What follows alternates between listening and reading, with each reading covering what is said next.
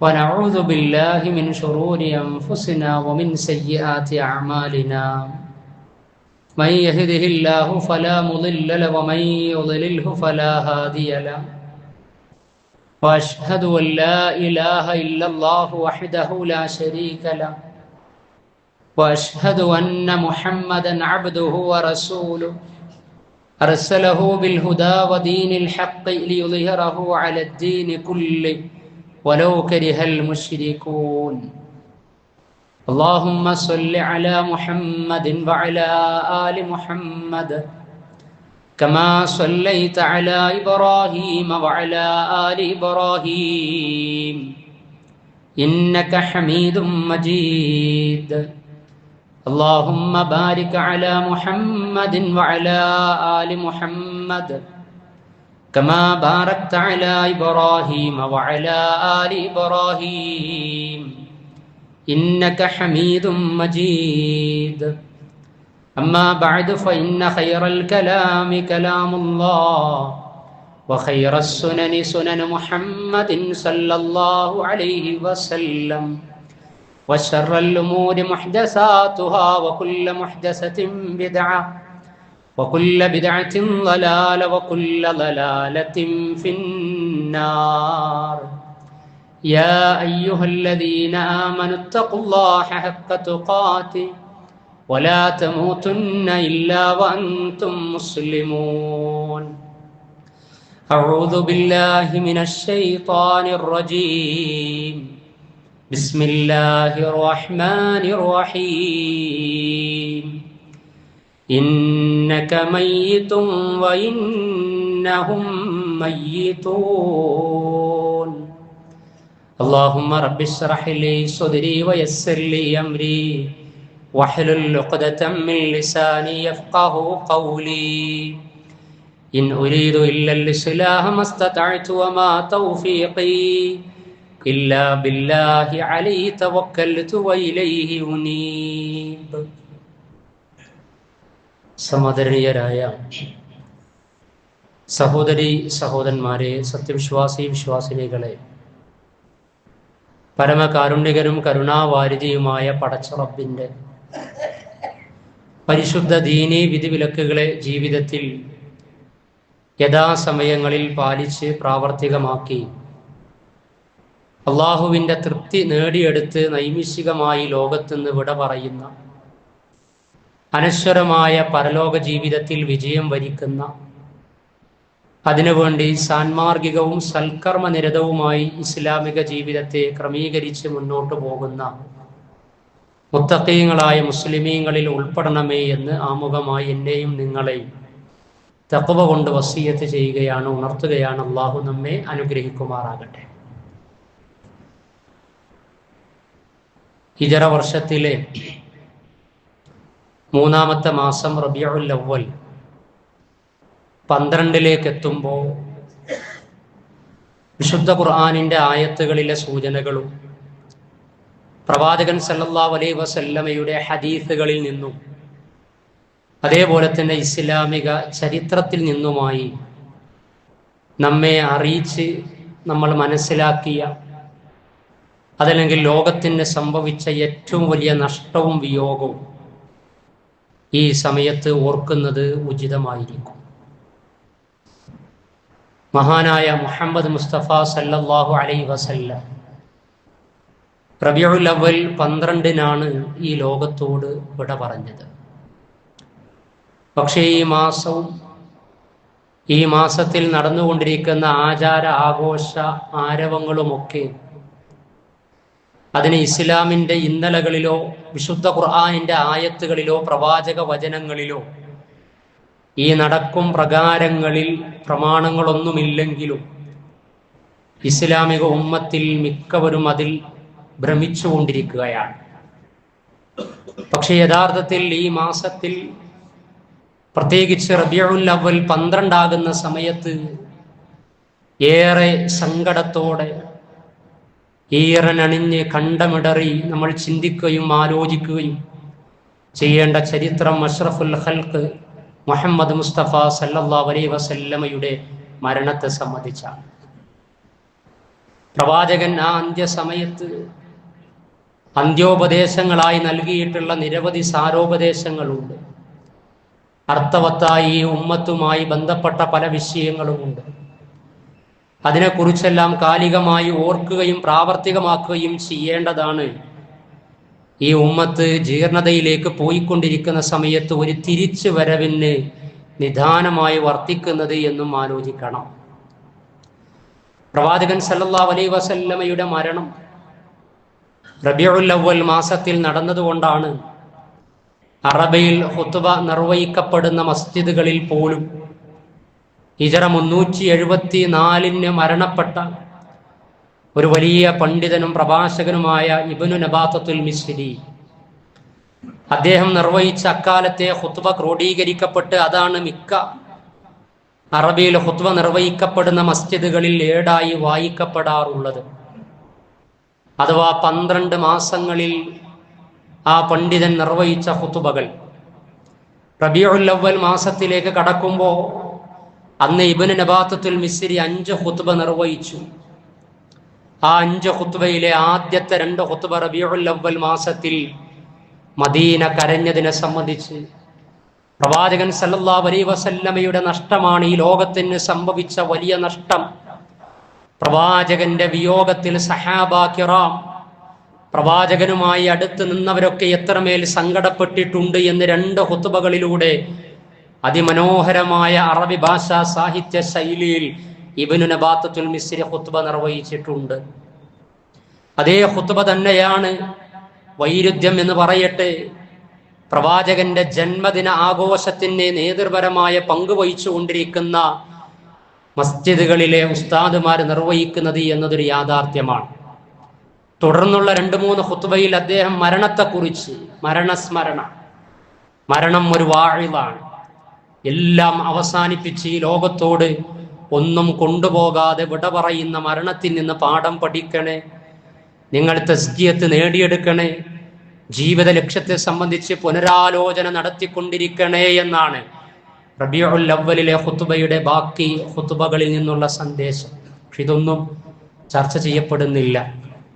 പ്രവാചകൻ സല്ലല്ലാഹു അലൈഹി വസല്ലമയുടെ വേർപാട് ഈ മാസത്തിൽ നമ്മുടെ ആലോചനക്ക് പോലും വരാൻ പറ്റാത്ത വിധത്തിലുള്ള വർണ്ണശബളമായ ആഘോഷങ്ങളും തോരണങ്ങളുമായി ഈ മാസത്തെ മാറ്റിപ്പണിതത് ആരാണ്? യഥാർത്ഥത്തിൽ ഈ ഉമ്മത്ത് ഈ മാസത്തെ കൈകാര്യം ചെയ്യേണ്ടതും ഈ മാസത്തിൽ ചിന്തിക്കേണ്ടതും നിർവഹിക്കേണ്ടതുമായ കാര്യങ്ങൾ എന്താണ്? 1-2 ഖുത്ബകളിലായി ഇൻഷാ അല്ലാഹ് അതിലേക്ക് സൂചന നൽകാമെന്നാണ് ആഗ്രഹിക്കുന്നത്. പ്രവാചകൻ സല്ലല്ലാഹു അലൈഹി വസല്ലമയുടെ വേർപാട് റബീഉൽ അവ്വലിൽ നടന്നുവെങ്കിലും വിശുദ്ധ ഖുർആനിന്റെ വ്യത്യസ്ത ആയത്തുകളിൽ അന്ത്യപ്രവാചകനായ മുഹമ്മദ് മുസ്തഫ സല്ലല്ലാഹു അലൈഹി വസല്ലമ ഈ ലോകത്തോട് വേർപെട്ട് പോകാനുണ്ട് എന്ന സൂചന മുമ്പേ നൽകിയിട്ടുണ്ട്. വിശുദ്ധ ഖുർആനിലെ 39-ാം അധ്യായം സൂറത്തു സുമറിലെ സൂക്തമാണ് ആമുഖമായി ഓതി വച്ചിട്ടുള്ളത്. നേർക്ക് നേരെ അള്ളാഹു പ്രവാചകനോട് പറയുകയാണ്, ഇന്നക മയ്യിതുൻ വ ഇന്നഹും മയ്യിതൂൻ. ഇന്നക മയ്യിതുൻ, പ്രവാചകരെ താങ്കൾ മരണപ്പെടാനുള്ളതാണ്, മയ്യത്താകുന്നതാണ്. വ ഇന്നഹും മയ്യിതൂൻ, താങ്കളുടെ കൂടെ ജീവിക്കുന്നവരും ഇനി വരാനുള്ളവരും ഒക്കെ മരണം വരിച്ച് പിരിഞ്ഞു പോകാനുള്ളവരാണ്, എല്ലാവരും മയ്യത്താകാനുള്ളതാണ്. അപ്പൊ പ്രവാചകനോട് അള്ളാഹു നേർക്ക് നേരെ പറയുക. അതേപോലെ വിശുദ്ധ ഖുർആൻ 21-ാം അധ്യായം സൂറത്തുൽ അംബിയായിലെ 34-35 സൂക്തങ്ങൾ. വമാ ജഅൽനാ ലിബശരിൻ മിൻ ഖബ്ലികൽ ഖുൽദ അഫഇൻ മിത്ത ഫഹുമുൽ ഖാലിദൂൻ കുല്ലു നഫ്സിൻ ദായിഖത്തുൽ മൗത്ത് വനബ്ലൂകും ബിശ്ശർരി വൽ ഖൈരി ഫിത്ന വഇലൈനാ തുർജഊൻ. വമാ ജഅൽനാ ലിബശരിൻ മിൻ ഖബ്ലികൽ ഖുൽദ, പ്രവാചകരെ താങ്കൾക്ക് മുമ്പ് ഒരാൾക്കും നാം അനശ്വരത പ്രദാനം ചെയ്തിട്ടില്ല. ചിരഞ്ജീവിയായി മരണം വരിക്കാതെ അന്ത്യനാൾ വരെ ഈ ലോകത്തങ്ങനെ ജീവിക്കാമെന്ന് ഒരാൾക്കും നാം വാഗ്ദാനം നൽകിയിട്ടില്ല. അഫൈമിത്ത, അതുകൊണ്ട് താങ്കൾ മരിച്ചു കഴിഞ്ഞാൽ ഫഹുമുൽ ഖാലിദൂൻ, ബാക്കിയുള്ളവരൊക്കെ അനശ്വരായി അങ്ങനെ തുടരുമെന്നാണോ? തുടർന്നുള്ള ആയത്തിൽ കുല്ലു നഫ്സിൻ ദായിഖത്തുൽ മൗത്ത്, എല്ലാ മനുഷ്യരും എല്ലാ ആത്മാക്കളും മരണം രുചിച്ചറിയുന്നതാണ്. വനബ്ലൂക്കും ബിശ്ശർരി വൽ ഖൈരി ഫിത്ന. വനബ്ലൂക്കും, നാം നിങ്ങളെ പരീക്ഷിക്കുന്നതാണ്. അല്ലാഹു പറയാ, മരണം പരീക്ഷണമാണ്, മരണത്തിന് ശേഷം പരീക്ഷണമാണ്, ഈ ജീവിതവും പരീക്ഷണമാണ്. കുല്ലു നഫ്സിൻ ദായിഖത്തുൽ മൗത്ത്, മരണത്തിന് ഒരു രുചി പോലും ഉണ്ടോന്നാ, ഒരു രുചിയുണ്ട്, ഒരു ടേസ്റ്റ് ഉണ്ട്. ദാഖ എന്ന് പറഞ്ഞാൽ രുചിച്ചു എന്നാണ് അതിന്റെ അർത്ഥം. വിശുദ്ധ ഖുർആനിലെ 79-ാം അധ്യായം സൂറത്ത് നാസിആത്തിന്റെ തുടക്കത്തിൽ വന്നാസിആതി ഗർഖാ വന്നാശിതാതി നശ്താ, വന്നാസിആതി ഗർഖാ, മുങ്ങി ഊരിയെടുക്കുന്നവ തന്നെയാണ് സത്യം. നിഷേധികളുടെ ആത്മാവിനെ ചുമതലപ്പെടുത്തപ്പെട്ട മലക്കുകൾ പിടിച്ചെടുക്കുന്നതിനെ കുറിച്ച് പറയാം. വിശ്വാസികളോട് സൗമ്യതയോടുകൂടി മരണസമയത്ത് പെരുമാറുമെന്ന് പറയാം. ഇങ്ങനെയായിരുന്നാലും നമുക്കത് പറയാനുണ്ട് വരും ഖുതുബകളിൽ. പ്രവാചകൻ സല്ലല്ലാഹു അലൈഹി വസല്ലം പോലും ഫാത്തിമ റളിയല്ലാഹു അൻഹ പറയും, എന്റെ പിതാവ് സഹിക്കുന്ന വേദന എത്രയാണ്. തിരിച്ചു പറയുന്നത്, ഫാത്തിമ നീ സങ്കടപ്പെടണ്ട, ഇന്ന് റബീഉൽ അവ്വൽ 12, ഈ 12-ന് ശേഷം, ഇന്നേക്ക് ശേഷം ഈ വേദനയോടുകൂടി പിന്നെ പ്രവാചകൻ ആശ്വാസമാണ് ഫാത്തിമ എന്നൊക്കെ പറഞ്ഞ ചരിത്ര പങ്കുവെക്കലുകൾ. അപ്പൊ കുല്ലു നഫ്സിൻ ദായിഖത്തുൽ മൗത്ത്, എല്ലാ മനുഷ്യരും എല്ലാ ആത്മാക്കളും മരണം രുചിച്ചറിയും. അതിനു മുമ്പോ ശേഷമോ ആ സമയത്തോ ഒക്കെയായി വനബ്ലൂക്കും, നാം നിങ്ങളെ പരീക്ഷിക്കുന്നതാണ്. ബിശ്ശർരി വൽ ഖൈരി ഫിത്ന, ഖൈറുണ്ടാകും ശർറുണ്ടാകും. ജീവിതം അങ്ങനെയാ, സുഖദുഃഖ സമ്മിശ്രമാണ്. സന്തോഷവും സന്താപവും സമം ചേരുന്ന സവിശേഷമായ നൈമിഷിക ജീവിതമാണിത്. കയറ്റിറക്കങ്ങൾ ഉണ്ടാകും, എല്ലാം ഒരുപോലെ ഉണ്ടാകൂല. കാലാവസ്ഥ ഭേദമന്യേ മണ്ണുകൾ മാറുന്നതിനനുസരിച്ച്, കാലാവസ്ഥകൾ മാറുന്നതിനനുസരിച്ച് മനുഷ്യ ജീവിതത്തിന്റെ ഭിന്നമുഖ കാലാവസ്ഥകൾ സുഖദുഃഖങ്ങളായി കടന്നു വരും. ഒന്നിനും ഒരു നിലനിൽപ്പില്ല. ഇങ്ങനെ ഖൈറിലൂടെ ശർറിലൂടെ പരീക്ഷിക്കപ്പെട്ട അങ്ങനെ മുന്നോട്ട് പോകുന്നതിനിടക്ക് നിങ്ങളെ നാം മരണമാകുന്ന ആസ്വാദനത്തിലേക്ക്, രുചിയിലേക്ക് പിടിച്ചെടുക്കപ്പെടുന്നതാണ്. അതിന്റെ ദുഷ്കർമ്മവും സൽക്കർമ്മവും മുൻനിർത്തിക്കൊണ്ട് വഇലൈനാ തുർജഊൻ, നിങ്ങൾ നമ്മിലേക്ക് മടക്കപ്പെടാനുള്ളതാണ് എന്ന്. അല്ലാഹു നമ്മുടെ യാത്ര ഖൈറാക്കി തീർക്കുമാറാകട്ടെ. വിശുദ്ധ ഖുർആൻ 3-ാം അധ്യായം സൂറത്ത് ആൽ ഇംറാനിലെ 144-ാമത്തെ ആയത്ത്, വമാ മുഹമ്മദുൻ ഇല്ലാ റസൂലുൻ ഖദ് ഖലത് മിൻ ഖബ്ലിഹിർ റുസുൽ അഫഇൻ മാത ഔ ഖുതില ഖലബ്തും അലാ അഖാബികും വമൻ യൻഖലിബ് അലാ ഖിബൈഹി ഫലൻ യദുറല്ലാഹു ശൈആ വസയജ്സില്ലാഹു ശാകിരീൻ. വമാ മുഹമ്മദുൻ ഇല്ലാ റസൂൽ, മുഹമ്മദ് നബി സല്ലല്ലാഹു അലൈഹി വസല്ലം ഒരു പ്രവാചകൻ മാത്രമാണ്. മുഹമ്മദ് നബിയും ഒരു പ്രവാചകനാണ്. ഖദ് ഖലത് മിൻ ഖബ്ലിഹിർ റുസൂൽ, മുഹമ്മദ് നബി സല്ലല്ലാഹു അലൈഹി വസല്ലമക്ക് മുമ്പേ നിരവധി പ്രവാചകന്മാർ സമാഗതമായിട്ടുണ്ട്. അവർ യാത്രയായിട്ടുണ്ട്, മരിച്ചു പിരിഞ്ഞിട്ടുണ്ട്. അഫഇൻ മാത ഔ ഖുതില, അതുകൊണ്ട് പ്രവാചകൻ സല്ലല്ലാഹു അലൈഹി വസല്ലമ സഹാബികളോട് പറയാ, ഈ ഉമ്മത്തിനോട് പറയാ, അല്ലാഹു സുബ്ഹാനഹു വ തആല പ്രവാചകൻ ജീവിച്ചിരിക്കുന്ന സമയത്ത് അവരോട് സംസാരിക്കുകയാണ് ആയത്തിലൂടെ, വഹയിലൂടെ. അഫഇൻ മാത, പ്രവാചകൻ മരിച്ചു കഴിഞ്ഞാൽ, ഔ ഖുതില, അതല്ലെങ്കിൽ കൊല്ലപ്പെട്ടാൽ, ഇൻഖലബ്തും അലാ അഖാബികും, പ്രവാചകൻ സല്ലല്ലാഹു അലൈഹി വസല്ലമ നിങ്ങൾക്ക് നൽകിയിട്ടുള്ള ഏറ്റവും മഹിതമായ ആദർശത്തിൽ നിന്ന് നിങ്ങൾ പിന്നാക്കം പോവുകയാണോ? വമൻ യൻഖലിബ് അലാ അഖിബൈഹി, അങ്ങനെ ആരെങ്കിലും മടമ്പുകാല് മുന്നോട്ട് വെച്ചത് പിന്നോട്ട് വെക്കാനാണ് ശ്രമിക്കുന്നത് എങ്കിൽ, പ്രവാചക വിയോഗത്തിലൂടെ പ്രവാചകൻ പഠിപ്പിച്ചതിൽ നിന്ന് നിങ്ങൾ പിന്മാറിക്കളയുകയാണ് എങ്കിൽ, ഫലൻ യദുറല്ലാഹു ശൈഅ, അല്ലാഹുവിനെ സംബന്ധിച്ചിടത്തോളം അത് യാതൊരു പ്രയാസവും വരുത്തുന്നതല്ല. പക്ഷേ നിങ്ങളൊരു കാര്യം മനസ്സിലാക്കിക്കൊള്ളണം, കാലം കടന്നു പോകും, പലതും കടന്നു വരും. അല്ലാഹു സുബ്ഹാനഹു വ തആല പ്രതിഫലം നൽകുന്നത് ശുക്ർ ചെയ്യുന്ന, നന്ദി കാണിക്കുന്ന പ്രവാചക പാതയിലൂടെ മുന്നേറുന്നവർക്കാണ്. ഇതൊക്കെ പ്രവാചകൻക്ക് മരണം വരാനുണ്ട്, പ്രവാചകനും മരിച്ചു പിരിയും. നിങ്ങൾ നിങ്ങളുടെ ജീവനേക്കാൾ, ജീവിതത്തെക്കാൾ എന്തും കൊടുത്ത് ത്യജിച്ച് കഴിഞ്ഞ ഖുത്ബയിൽ പറഞ്ഞതുപോലെ പ്രവാചകനെ സ്നേഹിക്കാനും സംരക്ഷിക്കുവാനും നിങ്ങൾ മുന്നിലും പിന്നിലുമായി പ്രവാചകന്റെ കൂടെ നിഴലായി ജീവിച്ചിട്ടുണ്ട്. പക്ഷേ പ്രവാചകൻ എക്കാലവും നിങ്ങളുടെ കൂടെ ഉണ്ടാകുമെന്ന് നിങ്ങൾ വ്യാമോഹിക്കരുത്. പ്രവാചകനും മനുഷ്യനാണ്. വഹീ ലഭിക്കുന്ന അമാനുഷികത പ്രവാചകൻ സല്ലല്ലാഹു അലൈഹി വസല്ലമ കൊണ്ടുപോകും. പക്ഷേ പ്രവാചകൻ മരിച്ചു പിരിയും. ആ യാഥാർത്ഥ്യം നിങ്ങൾ ഉൾക്കൊള്ളണം എന്ന് ഈ ഉമ്മത്തിന് പ്രവാചകന്റെ കൂടെ ജീവിച്ച സഹനുചരന്മാർക്ക് ആദ്യമേ ബോധനം നൽകിയിട്ടുണ്ട്. വിശുദ്ധ ഖുർആൻ. മരണം അങ്ങനെ പ്രവാചകനിലേക്ക് മരണം അടുത്തുകൊണ്ടിരിക്കുന്ന ഹിജറ 11-ാം വർഷത്തിലെ റബീഉൽ അവ്വലിലാണ് പ്രവാചകൻ സല്ലല്ലാഹു അലൈഹി വസല്ലം മരണപ്പെട്ടതെങ്കിലും അതിന്റെ തൊട്ട് മുമ്പായിട്ട് തന്നെ മരണത്തോട് അടുക്കുന്നുണ്ട് എന്ന സൂചന നൽകിക്കൊണ്ട് ആയത്തുകളും അധ്യായവും അവതരിക്കപ്പെടുകയാണ്. വിശുദ്ധ ഖുർആനിലെ 110-ാം അധ്യായം സൂറത്തുൻ നസ്റിലെ 1 മുതൽ 3 വരെയുള്ള സൂക്തങ്ങൾ. ഇദാ ജാ നസ്റുല്ലാഹി വൽ ഫത്ഹ് വറഅയ്ത അന്നാസ യദ്ഖുലൂന ഫീ ദീനില്ലാഹി അഫ്വാജാ ഫസബ്ബിഹ് ബിഹംദി റബ്ബിക വസ്തഗ്ഫിറു ഇന്നഹു കാന തവ്വാബാ. ഇദാ ജാ നസ്റുല്ലാഹി വൽ ഫത്ഹ്, അല്ലാഹുവിന്റെ സഹായവും വിജയവും വന്നെത്തിയാൽ. അല്ലാഹുവിന്റെ സഹായം, ഇസ്ലാം അതിന്റെ പൂർത്തീകരണത്തിലേക്ക് ഇങ്ങനെ പോവുകയാണ്. ഒരുപാട് കടമ്പകളൊക്കെ കടന്നുപോയിട്ടുണ്ട്. പ്രവാചകൻ 40-ാമത്തെ വയസ്സിലാണ് നബിയായി മാറിയത്. അതുവരെ മുഹമ്മദ് എന്ന് പറയുന്ന വ്യക്തിയാണ്. അല്ലേ? നബി ദിനം ആരെങ്കിലും ആഘോഷിക്കാൻ ആഗ്രഹിക്കുന്നു എങ്കിൽ അങ്ങനെ ആഘോഷമില്ല. ഇസ്ലാമിൽ 2 ആഘോഷമേ ഉള്ളൂ. കാരണം ഈദുൽ ഫിത്ർ, ഈദുൽ അദ്ഹ. ഇനി നബി ജനിച്ചതുമായി ബന്ധപ്പെട്ടുകൊണ്ട് ആലോചിക്കുക, നബി ആയതുമായി ബന്ധപ്പെട്ടതുകൊണ്ട് ആലോചിക്കുകയാണ് എങ്കിൽ നബി ദിനമായത് റമദാനിലാണ്. കാരണം വിശുദ്ധ ഖുർആനിലെ 96-ാം അധ്യായം സൂറത്തുൽ അലക്കിലെ 1 മുതൽ 5 വരെയുള്ള ആയത്തുകൾ ജബലുൻ നൂറിലെ ഇറാ ഗുഹയിൽ ഏകാന്തനായി ധ്യാനത്തിലിരിക്കുന്ന സമയത്ത് പടച്ച റബ്ബിന്റെ ഇഖ്റ എന്ന പൂച്ചെണ്ടുമായി പ്രവാചകൻ സല്ലല്ലാഹു അലൈഹി വസല്ലമയിലേക്ക് ജിബ്രീൽ എന്ന മാലാഖ കടന്നു വന്നത് റമദാനിലാണ്, വിശുദ്ധ റമദാനിലാണ്. ആയത്തുകളുടെ അവതരണത്തോടു കൂടിയാണ് മുഹമ്മദ് എന്ന് പറയുന്ന അല്ലമീൻ എന്ന വ്യക്തിത്വം അവർക്കിടക്ക് തെരഞ്ഞെടുക്കപ്പെട്ട റസൂലായി നബിയായി മാറുന്നത്. ഇപ്പൊ 40-ാമത്തെ വയസ്സാണ് നബി ദിനം, നബിയായി തീർന്നത്. പിന്നീട് 13 വർഷം മക്കയിലും നബി മരിക്കുകയും 10 വർഷം ജീവിക്കുകയും ചെയ്തു മദീനയിൽ. അല്ലേ? അപ്പൊ മരണത്തോടടുക്കുന്ന സമയങ്ങളിൽ അവതരിക്കപ്പെട്ട ആയത്തുകളിൽ, സൂറത്തുകളിൽ പ്രധാനം സൂറത്തുൻ നസ്ർ. നസ്ർ ഇങ്ങനെ അവതരിക്കുമ്പോൾ സഹാബികളിൽ പലരും സന്തോഷിക്കുകയാണ്. ഇസ്ലാമിന്റെ വിജയം, ഒരുപാട് ആളുകൾ സംഘങ്ങളായി ഇസ്ലാമിലേക്ക് കടന്നു വരാൻ. മക്കാ വിജയം തുടർന്നു വരുന്ന ഒരുപാട് ആളുകൾ പ്രവാചകന്റെ അടുത്ത് വന്ന് ബൈഅത്ത് ചെയ്യുകയാണ്. നിവേദക സംഘങ്ങളൊക്കെ വന്ന് ഇസ്ലാമിനെ പഠിച്ച് മനസ്സിലാക്കി.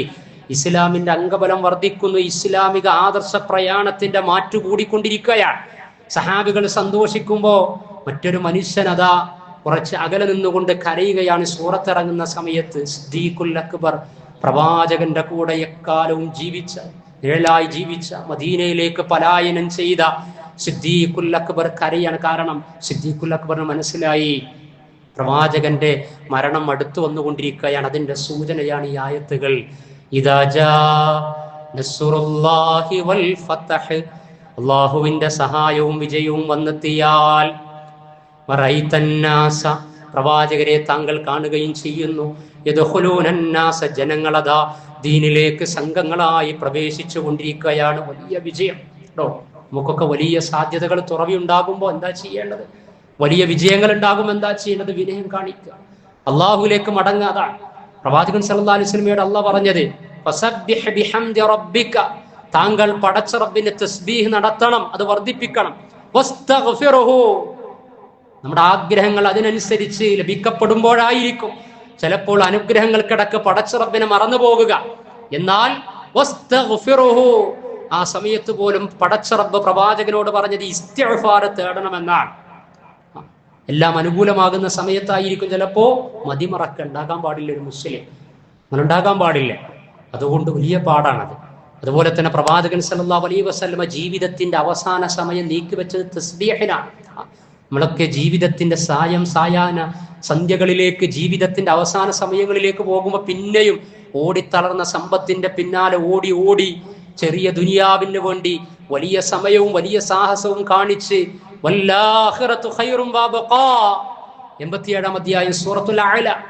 അനശ്വരമായി, അനന്തമായി, അലംഘനീയമായി നിലനിൽക്കുന്ന പരലോക ജീവിതം നഷ്ടപ്പെടുത്തി കളയരുത് ആണ് സൂറത്തുകളുടെ ഒക്കെ പാഠം. പ്രവാചകൻ മരണത്തോടടുക്കുമ്പോൾ ഇസ്തിഗ്ഫാർ, തൗബ, ഹംദ് ഇതിലൊക്കെ കഴിഞ്ഞുകൂടുക. അല്ലേ?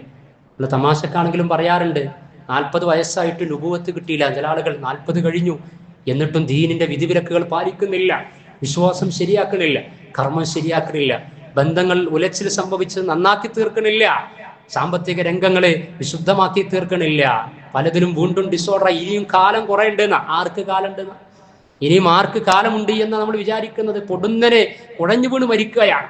ആഘോഷങ്ങൾക്കിടക്ക് കുഴഞ്ഞു വീണ് മരിക്കുന്ന രംഗങ്ങൾ നമ്മൾ കാണുകയാണ്. യാത്ര പുറപ്പെട്ട് വീട്ടിലേക്ക് എത്താൻ കഴിയാത്ത വിധത്തിൽ ബസ്സും കാറും ജീപ്പും ഒക്കെ കൂട്ടിയിടിക്കുന്ന വാർത്തകൾ വായിക്കാതെ ഏതെങ്കിലും ഒരു ദിനം നമുക്ക് മുന്നോട്ട് നീക്കാൻ കഴിയുമോ സഹോദരങ്ങളെ, സഹോദരന്മാർ? അതുകൊണ്ട് സമയമുണ്ടെന്ന് വിചാരിക്കരുത്, നന്നാകാൻ ശ്രമിക്കണം. പടച്ചറപ്പ് നൽകിയ ആയുസ് അവനക്ക് നന്ദി കാണിച്ചുകൊണ്ട് പരലോകം രക്ഷപ്പെടുത്താൻ പറ്റുന്ന വിധത്തിലാക്കി തീർക്കണം. അള്ളാഹു അനുഗ്രഹിക്കുമാറാകട്ടെ. 5-ാം അധ്യായം സൂറത്തുൽ മാഇദയിലെ 3-ാം സൂക്തം ആയത്ത് അവതരിക്കപ്പെടുക. അൽയൗമ അക്മൽതു ലക്കും ദീനക്കും വഅത്മംതു അലൈക്കും നിഅമതി വറദീതു ലക്കുമുൽ ഇസ്ലാമ ദീനാ. അൽയൗമ, ഇന്നേ ദിവസം. എല്ലാവരും കരഞ്ഞു എന്നാ. അൽയൗമ അറഫയിൽ അവതരിക്കപ്പെടുകയാണ്. അൽയൗമ, ഇന്നേ ദിവസം. അക്മൽതു ലക്കും ദീനക്കും, നിങ്ങളുടെ മതം നിങ്ങൾക്ക് നാം പൂർത്തീകരിച്ചു തന്നിരിക്കുകയാണ്. വഹീ നിലക്കാൻ പോവുകയാണ്. പ്രവാചകൻ യാത്ര ചോദിക്കാനിരിക്കുകയാണ്.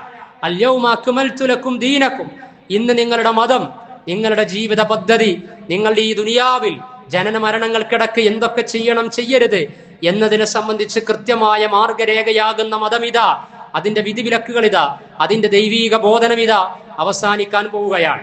വഅത്മംതു അലൈക്കും നിഅമതി, ഈ ദീനാകുന്ന എല്ലാത്തിനെയും മികച്ചു നിൽക്കുന്ന, എല്ലാ കാലത്തേക്കും കൊണ്ടു നടക്കാൻ കഴിയുന്ന, ലാ യുകല്ലിഫുല്ലാഹു നഫ്സൻ ഇല്ലാ വുസ്അഹാ, ഒരാളോടും അയാളുടെ കഴിവിൽപ്പെട്ടതല്ലാതെ കൽപ്പിക്കപ്പെടാത്ത ഈ ദീനുണ്ടല്ലോ. ഇന്ന ദീന യുസ്റുൻ, മതം എളുപ്പമാണ്. യസ്സിറു വലാ തുഅസ്സിറു, നിങ്ങൾ എളുപ്പമുണ്ടാക്കുക, പ്രയാസമുണ്ടാക്കരുത്. കൊണ്ടു നടക്കാൻ കഴിയുന്ന ഈ ദീന് അതിന്റെ എല്ലാ വിധിവിലക്കുകളെയും സമാഹരിക്കപ്പെട്ട പൂർത്തീകരണത്തിലേക്ക് വഴിമാറുകയാണ്. വഅത്മംതു അലൈക്കും നിഅമതി, എന്റെ നിഅമത്ത്, അത് അല്ലാഹ് നമുക്ക് നൽകിയ നിഅമത്താണ്. ഒന്ന് ആലോചിച്ച് നോക്കി, ഈ ദീനില്ലെങ്കിൽ, വിശ്വാസം വിധിവിലക്കുകളും ഇല്ല എങ്കിൽ മനുഷ്യൻ കന്നുകാലികളെക്കാൾ അധപ്പതിക്കുന്ന രംഗങ്ങൾ കാണില്ലേ? ഇതിലൊന്നും നമ്മുടെ മക്കളും അതല്ലെങ്കിൽ നമ്മളും ഇണകളും പലപ്പോഴും അതിൽ അകപ്പെടാത്തതിന്റെ കാരണം എന്താ? ഈ ദീനിന്റെ ഒരു വലയാണ്, ഇതിന്റെ ഒരു വിധിവിലക്കാണ്. ആരൊക്കെ എന്തൊക്കെ പറഞ്ഞാലും ഭദ്രമായി ഭക്തിയോടെ ഭംഗിയോടെ നിഷ്ഠയോടെ ഈ ജീവിതത്തെ മുന്നോട്ട് നയിക്കുന്നതിൽ, സർഗാത്മകമാക്കി തീർക്കുന്നതിൽ ഈ ദീനിന്റെ വിധിവിലക്കുകൾ വഹിക്കുന്ന പങ്ക് വലുതാണ്. ഇതറിയാത്തത് കൊണ്ടാണ് പലരും അനാചാരങ്ങളിലും അന്ധവിശ്വാസങ്ങളിലും ചൂഷണങ്ങളിൽ ചെന്ന് പെടുന്നത്. അന്ധവിശ്വാസവും ചൂഷണവും അനാചാരങ്ങളുമാണ് മനുഷ്യർക്ക് ഭാരം എന്ന് പറയുന്നത്. പ്രാമാണികമായി ദീനിനെ മനസ്സിലാക്കി കഴിഞ്ഞാൽ വിശ്വാസം ലളിതാണ്, അനുഷ്ഠാനം ലളിതാണ്. നമസ്കാരം ജമ്മും കസുറാക്ക, അല്ലെ? രോഗിയാണെങ്കിൽ അതിനനുസരിച്ച് എല്ലാത്തിലും, നോമ്പ് നിൽക്കുന്ന സമയത്ത് അതിന്റെ ലാളിത്യങ്ങൾ ഒക്കെ അള്ളാഹു നമ്മുടെ ജീവിതത്തിന്റെ അന്തസ്സും അലങ്കാരവും നൽകുന്ന ദീന് പൂർത്തീകരിച്ച് നൽകി. വറദീതു ലക്കുമുൽ ഇസ്ലാമ ദീന, ഇസ്ലാമായി ആദം നബിയുടെ ദീനാണ്, പ്രപഞ്ചത്തിന്റെ ദീനാണ് ഇസ്ലാം. അചേതനവും സചേതനവുമായ സർവചരാചരങ്ങളും പടച്ചറബിന് സമർപ്പിതമാകുന്നു എന്നതിന്റെ പദാവലിയാണ്, പേരാണ് ഇസ്ലാം എന്ന് പറഞ്ഞാൽ. അതാണ് നമുക്ക് അല്ലാഹു സുബ്ഹാനഹു വ തആല അനുഗ്രഹിച്ച് നൽകിയിട്ടുള്ളത്. ഈ ആയത്തുകളൊക്കെ അവതരിക്കപ്പെടുന്നതോടുകൂടി തന്നെ സഹാബികൾ പലർക്കും മനസ്സിലാകുകയാണ്, പ്രവാചകൻ സല്ലല്ലാഹു അലൈഹി വസല്ലമ വേർപെട്ടു പോകാനുണ്ട്, മരിച്ചു പിരിയാനുണ്ട് എന്ന്. അള്ളാഹു ആ പ്രവാചകന്റെ പാതയിൽ അടിയുറച്ചു നിൽക്കുവാനുള്ള ആദർശ ബോധ്യം നൽകി ഈ ഉമ്മത്തിനെ അനുഗ്രഹിക്കുമാറാകട്ടെ.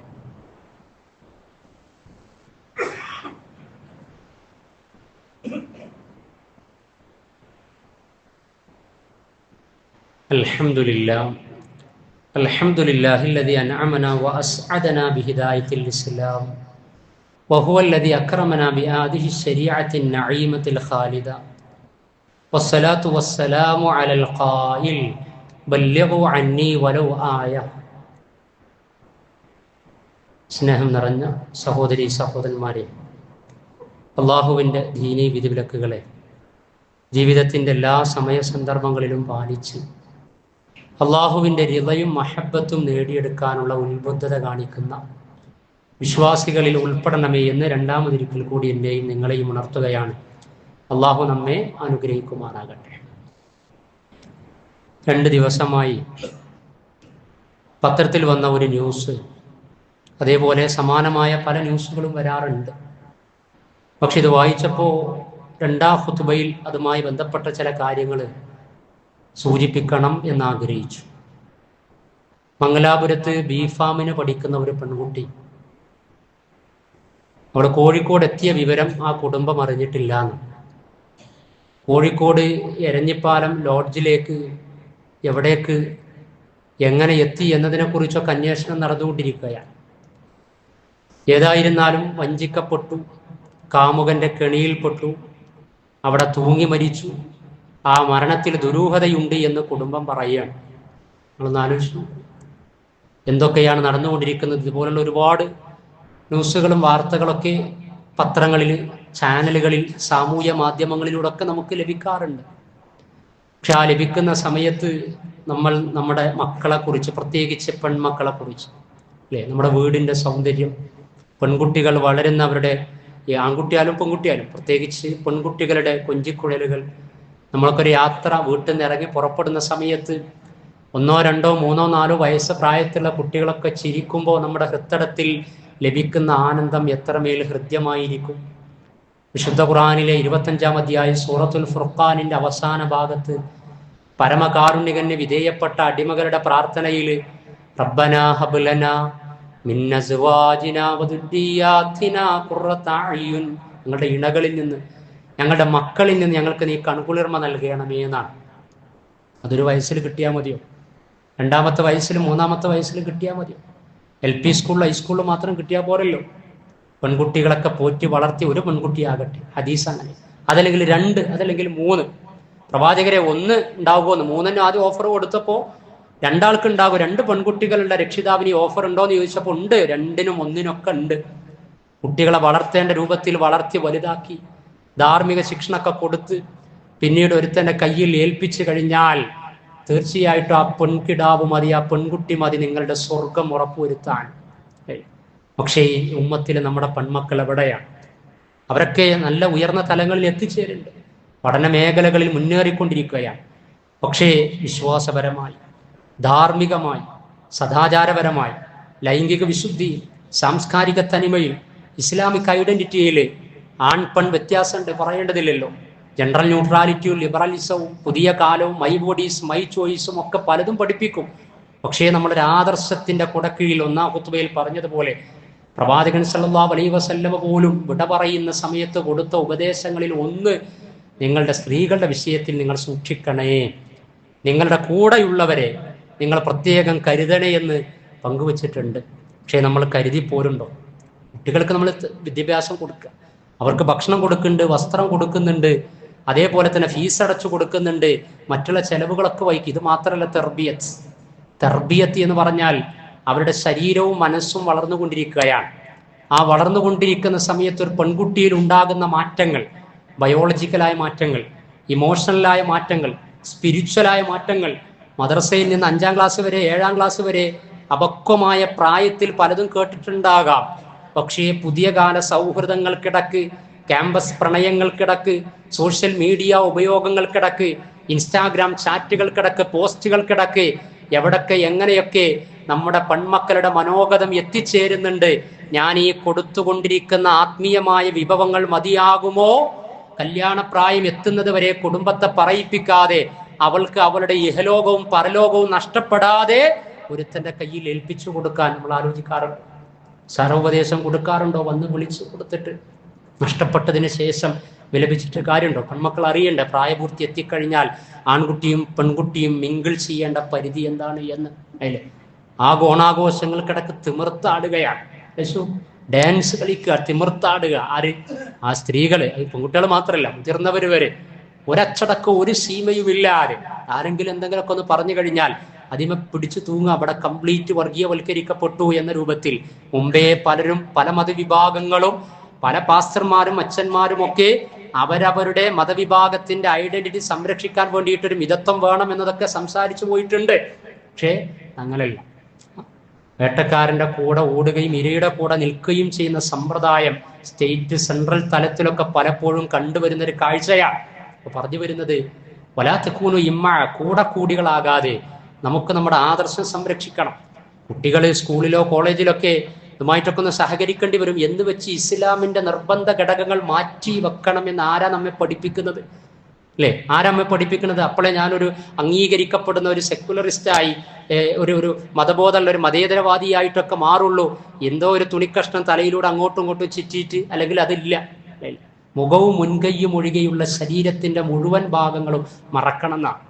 അന്യപുരുഷന്മാരുടെ അടുത്തേക്ക് എത്തുമ്പോൾ, പ്രായപൂർത്തി എത്തിക്കഴിഞ്ഞാൽ, നമ്മളെ വീട്ടിൽ നിന്ന് ഇറങ്ങിപ്പോണ സഹോദരി, ഭാര്യ, അതേപോലെ മകൾ ഈ ഡ്രസ് കോഡിലാണോ? സ്റ്റാൻഡിൽ ഒന്ന് പോയി നോക്കൂ. ഇസ്ലാമിക ഉമ്മത്തിൽ 100 ആളുകളെ കണക്കെടുക്കൂ. എത്ര ആളുകൾ മുഖവും മുൻകൈയും ഒഴികെയുള്ള ഭാഗങ്ങൾ മറച്ച് ജീവിക്കുന്നുണ്ട്? നമ്മൾ ഇതേ മിമ്പറിൽ വെച്ച് തന്നെ പറഞ്ഞില്ലേ, ഒരു സിനിമാ നടി പോലും കമ്മീഷന് മുമ്പിൽ ഇലക്ഷന് വേണ്ടിയിട്ട് ഇലക്ഷന് വേണ്ടി മത്സരിക്കാൻ വന്ന സമയത്ത് പർദ്ദ ധരിച്ചു വന്നതാ. എന്തിനു വേണ്ടി എന്നാണ്? ചില നോട്ടങ്ങൾ അത് അസ്ഥാനത്താക്കാൻ വേണ്ടി, പ്രതിരോധിക്കാൻ വേണ്ടിയിട്ട് ഈ ഡ്രസ് കോഡാ നല്ലത്, ശരീരം ഒന്ന് മറക്കുന്നത് നല്ലതാണ് എന്ന് അവൾ പറയാ.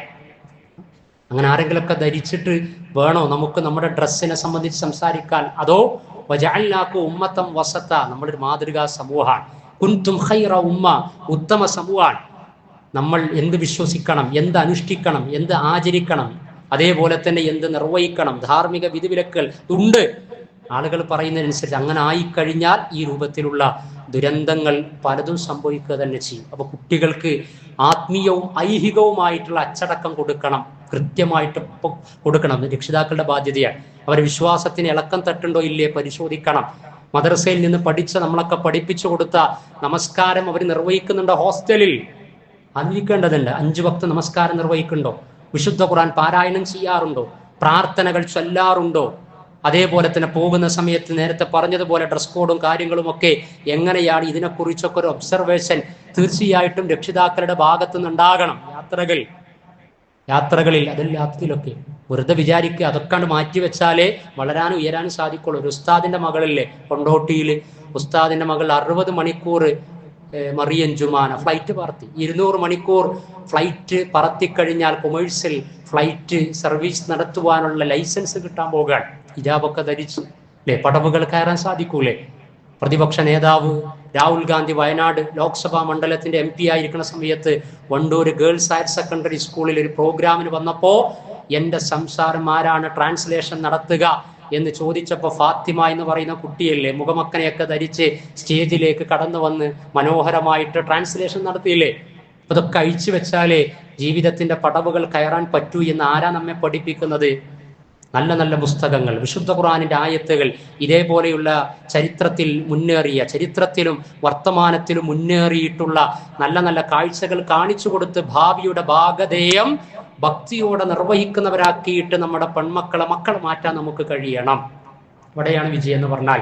നായിമാബി റോബർട്ട് എന്ന് പറയുന്ന ഒരു എഴുത്തുകാരി ഇസ്ലാം സ്വീകരിച്ച ഒരുപാട് വനിതകളെ രേഖപ്പെടുത്തിയ from the lips of European sisters, European സഹോദരിമാരുടെ ചുണ്ടുകളിൽ നിന്ന് എല്ലാം ഒഴിവാക്കി അധാർമികമായി വിധിവിലക്കുകളില്ലാതെ ജീവിച്ച് ഭൗതികതയുടെ ഐഹികതയുടെ മേച്ചിപ്പുറങ്ങളിലൂടെ കടന്നുപോയിട്ട് അവസാനം അതൊന്നുമല്ല ജീവിതം എന്ന് മനസ്സിലാക്കി ധാർമ്മിക പരിരക്ഷയിലേക്ക് ഇസ്ലാം ആശ്ലേഷിച്ചതിന് ശേഷം അവർക്ക് കിട്ടിയ ഫീലിങ്സ് പങ്കുവെക്കുന്ന ബുക്കാണ് from the lips of European sisters. ഞാൻ പറയുന്നത് നമ്മുടെ മക്കൾ പലതും വായിക്കുന്നുണ്ടാകും, പലതും പഠിക്കുന്നുണ്ടാകും. അവർ പഠിക്കട്ടെ കെമിസ്ട്രിയും ബയോളജിയും ഫിസിക്സും അതേപോലെ തന്നെ സയൻസും എഞ്ചിനീയറിംഗും മെഡിസിനും ഒക്കെ. പക്ഷേ അതിൻ്റെ ആ പഠനമൊക്കെ അവരുടെ ഇഹലോകത്തും പരലോകത്തും ഉപകാരപ്പെടണമെങ്കിൽ തിയോളജി കൃത്യമായി അവർ പഠിക്കുന്നുണ്ട് എന്ന് ഉറപ്പുവരുത്തണം. തിയോളജി എന്ന് പറഞ്ഞാൽ ദൈവശാസ്ത്രമാണ്, അള്ളാഹനെ അറിയലാണ്, പ്രവാചകൻ അറിയലാണ്, ദീന് മനസ്സിലാക്കലാണ്, എന്നിട്ട് നല്ല രൂപത്തിൽ ജീവിച്ചു മുന്നോട്ട് പോകലാണ്. അപ്പൊ അന്തരീക്ഷം സൃഷ്ടിച്ചു കൊടുക്കേണ്ട ബാധ്യത നമുക്ക് മഹല്ല് സംവിധാനങ്ങൾക്കുണ്ട്, സംഘടനാ സംവിധാനങ്ങൾക്കുണ്ട്, രക്ഷിതാക്കൾക്ക് സർവോപരിയുണ്ട് എന്ന് മനസ്സിലാക്കുക. അല്ലാഹു സുബ്ഹാനഹു വ തആല സർവ്വജീർണതകളിൽ നിന്നും നമ്മെയും മക്കളെയും കുടുംബങ്ങളെയും ഇസ്ലാമിക ഉമ്മത്തിനെയും സംരക്ഷിക്കുമാറാകട്ടെ. സർവ്വതരത്തിലുള്ള അധാർമികതകളിൽ നിന്ന് ആഭാസ അപച്യുതികളിൽ നിന്ന് അകലം പാലിക്കുവാനും ആദർശ വിശുദ്ധിയുടെയും ധർമ്മനിഷ്ഠയുടെയും സൽപാന്താവിലൂടെ സഞ്ചരിക്കുവാനുമുള്ള സന്മാർഗം അള്ളാഹു നമുക്കേവർക്കും നിലനിർത്തി തരുമാറാകട്ടെ. ജീവിക്കുന്ന ഓരോ സമയങ്ങളിലും സൽക്കർമ്മനിരതമായി മുന്നോട്ട് പോകുവാനുള്ള തഖ്വ അള്ളാഹു നമുക്ക് നൽകുമാറാകട്ടെ. ചെയ്തുകൊണ്ടിരിക്കുന്ന സർവ്വ സൽക്കർമ്മങ്ങളും അള്ളാഹുവേ നീ കബൂൽ ചെയ്യണമേ. അള്ളാഹുവേ ഞങ്ങളുടെ എല്ലാ സദുദ്യമങ്ങളെയും സദുദ്ദേശങ്ങളെയും നീ സഫലമാക്കി തരണമേ റബ്ബേ. ഞങ്ങളുടെ ഉപജീവന ഹലാലായ വഴികളിൽ നീ കൂടുതൽ ബറക്കത്തും റഹ്മത്തും പ്രദാനം ചെയ്യണമേ നാഥ. അള്ളാഹുവെ അറിവില്ലായ്മ കൊണ്ട് സംഭവിച്ചു പോയ അപാകതകൾ വിശ്വാസത്തിൽ ഉണ്ടാകാം, കർമ്മത്തിൽ, അനുഷ്ഠാനത്തിൽ, ആചാരങ്ങളിൽ ഉണ്ടാകാം. അള്ളാഹുവെ നീ അഫുവാണ്, ഗഫൂറാൻ, നീ മാപ്പ് നൽകുന്നവനും പൊറുക്കുന്നവനുമാണ്. ഞങ്ങൾക്ക് നീ പൊറുത്ത് മാപ്പാക്കി തരണമേ നാഥ. അള്ളാഹുവേ, ഞങ്ങളിൽ രോഗികളായ നിരവധി ആളുകൾ ഞങ്ങളുടെ കുടുംബങ്ങളിൽ, മാതാക്കളിൽ, പിതാക്കളിൽ, മക്കളിൽ, സഹോദരി സഹോദരന്മാരിൽ, പ്രാർത്ഥനയ്ക്ക് വസിയത്ത് പറഞ്ഞവരിൽ പ്രത്യേകം അവരെ ഓർത്ത് ഞങ്ങൾ നിന്നോട് യാചിക്കുന്നു, ചോദിക്കുന്നു. അള്ളാഹുവേ, ആവലാതി ബോധിപ്പിക്കുകയാണ്. നീയാണ് ഷാഫി, ശമനം നൽകുന്നവൻ. ഞങ്ങളിലെ രോഗികൾക്ക്, വേണ്ടപ്പെട്ടവർക്ക്, ഉടപ്പിറപ്പുകൾക്ക് നീ പൂർണ്ണമായ ശമനം നൽകണമേ നാഥ. മരുന്ന് പോലുമില്ലാത്ത മാറാവ്യാധികളെ തൊട്ട് ഞങ്ങൾക്ക് നീ സംരക്ഷണമേകണമേ റബ്ബേ. അള്ളാഹുവെ, സർവ്വ പരീക്ഷണങ്ങളിലും തൗഹീദി ബോധത്തോടെ, തവക്കുലോടെ, തസ്കിയത്തോടെ, തർബിയത്തോടെ അഭിമുഖീകരിച്ച് അതിജീവിക്കുവാൻ അള്ളാഹുവെ ഞങ്ങൾക്ക് നീ ഇസ്ലാമിക ചൈതന്യം നിലനിർത്തി തരയണമേ റബ്ബേ. അള്ളാഹുവെ, വലിയ പരീക്ഷണത്തിലൂടെ കടന്നു പോകുന്ന എല്ലാ ആഴ്ചകളിൽ ഞങ്ങൾ നിന്നോട് ചോദിച്ചു കൊണ്ടിരിക്കുന്ന ഫലസ്തീൻ മണ്ണിലെ ഗസയിലെ നിരാലംബരും നിരപരാധികളുമാകുന്ന മനുഷ്യർ, കൊല്ലപ്പെടുന്നവർക്ക് അവരുടെ പാപങ്ങൾ നീ പുറത്തു കൊടുത്ത് വിശാലമായ സ്വർഗലോകത്ത് നാഥാ നിന്റെ ഷഹാദത്തിന്റെ സൽക്കാരം പ്രദാനം ചെയ്യണമേ റബ്ബേ. അള്ളാഹുവെ, അവരുടെ പോരാട്ടം നീ അവർക്ക് അനുകൂലമാക്കി തീർക്കണമേ നാഥ. അള്ളാഹുവെ, ആ നാട് നീ വിമോചിപ്പിക്കണമേ നാഥ. കൊല്ലപ്പെട്ടവരെ നീ ഷഹാദത്ത് നൽകി പരിഗണിക്കണമേ റബ്ബേ. اللهم اغفر للمؤمنين والمؤمنات والمسلمين والمسلمات